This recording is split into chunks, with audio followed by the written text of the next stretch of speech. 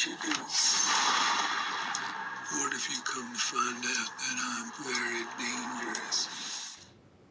Hello everybody, welcome back to Screenstars. I'm here today to bring you my review for the 2022 thriller Old Man, a film that is directed by Lucky McKee and it stars Stephen Lang and Mark Senter.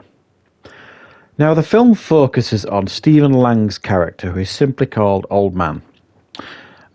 He lives on his own out in the woods, in the Rockies, I believe it is, somewhere like that, in an old wooden lodge, broken, beat down lodge. He seems a bit senile. Seems like he's lost his dog.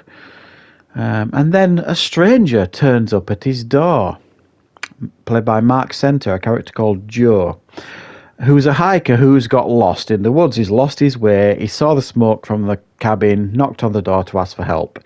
He's not greeted particularly well by Stephen Lang's character. He's greeted with a shotgun. He brings him in and begins to question him. And then there is like an uneasy alliance between the two characters, as Joe can't leave because it's too dangerous for him to leave. It's going to be dark soon, and basically Stephen Lang's character says, "You stay here overnight and then I'll send you on your way in the morning." So you've got this kind of cat and mouse game that generates during the night between these two characters. Right, what are my thoughts on Old Man? Now initially when I saw this film and I saw the premise of it, or whatever you want to call it, Stephen Lang playing a cantankerous old man, you immediately think of the Don't Breathe films that he was so magnificent in, certainly the first one. So I thought, is he starting to get typecast now as like this miserable, cantankerous old bugger, murderous as well, and the sort of thing. And that's what I was expecting going into this film, that he was going to be like this cantankerous, miserable old murderous sod that lives out in the woods. And on the surface, that's how it appears when you first start watching this film. And it takes a turn, and it's one of those films that you don't want to talk too much about because you don't want to give away spoilers. Not that I think any kind of reveal takes place that's going to kind of blow your mind or wind up your skirt or whatever. It's quite subtle, but it doesn't turn out the way you think it turns out. Or what's going on isn't what you think is going on. So it's one of those sort of films that if you pay attention to the signs, you'll figure it out. And even though I did kind of figure out parts of what was going on, I didn't see the whole picture. So it's one of those films that kind of, once it kind of lifts the curtain on what's going on, it's a bit like, it takes on a whole new meaning, the film, and in quite an impressive way, I have to say.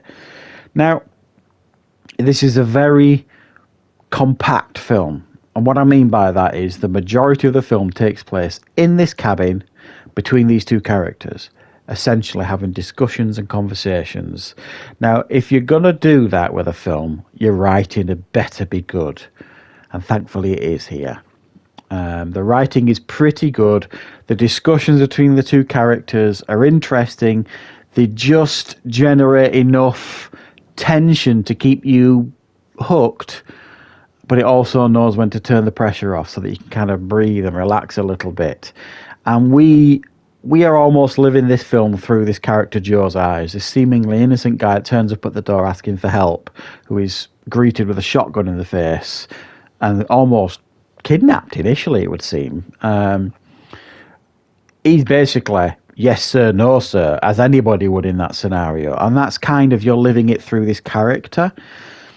And also as well, if the majority of your film is going to be just these two actors, you better choose some damn good actors. Now I would imagine, and I don't know, Mark Senter, I've seen him in a couple of things. I think he was in Tales of Halloween in one of the segments, and I've seen him in a couple of other things, I think. But he's really good in this film, and I would imagine when he saw the fact that he was going to be working with Stephen Lang here, I bet he's like, so I better bring my A game because I'm going to be on screen for the majority of this film with Stephen Lang. I better nail this, and thankfully he does. But then you've got Stephen Lang, who I think is an incredibly good actor.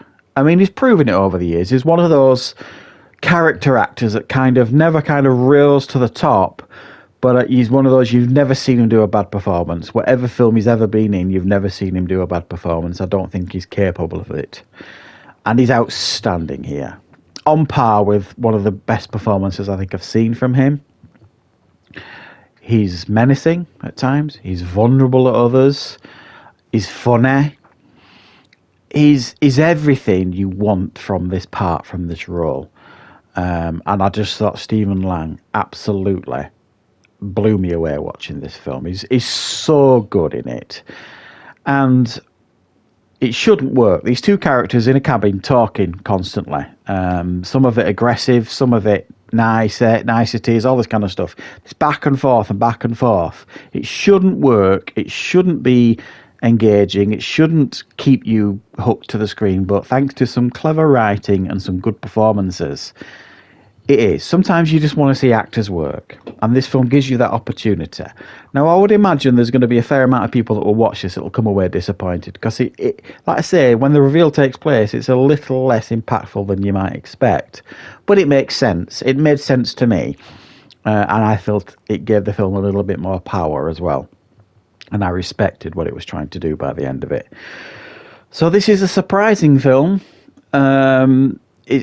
I quite enjoyed it, I'm not going to lie, but I don't imagine a lot of people are going to watch this and go away thinking, no, I really enjoyed that. You've got to really buy into what they're doing here in this film to really get what you want from it. But I do think it's quite a smart film, quite an interesting film, a well-made film with some great performances and decent writing. So I'm going to give it a 6 out of 10. I thought it was pretty good, even if the pacing issues at times do let it down. So thanks for watching, guys. I hope you enjoyed this review. I'll be back with more content on the channel very, very soon.